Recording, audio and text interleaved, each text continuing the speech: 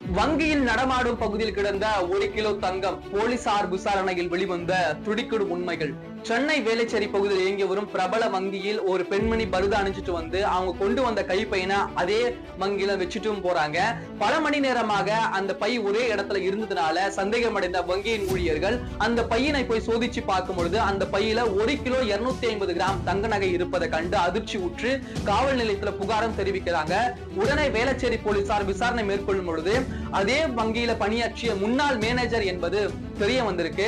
உடனே அவங்கள மேலும் விசாரிக்கும் பொழுது அவங்க செப்டம்பர் மாசம் அதே வங்கி லாக்கர்ல இருந்து 250 கிராம் தங்க நகையை திருடி சிறை சென்று தற்போதுதான் ஜாமீன்ல வெளியே வந்திருக்கும் தெரிய வருது. உடனே போலீசார் கிடுக்குப்புடி விசாரணையை மேற்கொள்றாங்க. அப்போதான் ஒரு உண்மையானது வெளியே வருது. அவங்க முன்னதாக மேனேஜராக பணியாற்றும் பொழுது அதே வங்கியில 1 கிலோ 250 கிராம் தங்க நகையை திருடியதுனால இந்த திருட்டுக்காக மீண்டும் சிறை செல்வோம் என்று பயந்து அந்த தங்க நகையினை வங்கியிலே வச்சதாகவும் ஒரு வாக்குமூலத்தை தெரிவிக்கிறாங்க.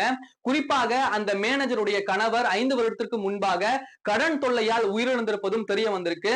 கடன் கொடுத்தவர்கள் தொடர்ந்து நெருக்கடி கொடுப்பதனால இது போன்ற ஒரு திருட்டு சம்பவத்தில் ஈடுபடுவதாகவும் அந்த மேனேஜர் வாக்குமூலத்தை தெரிவிச்சிருக்காங்க.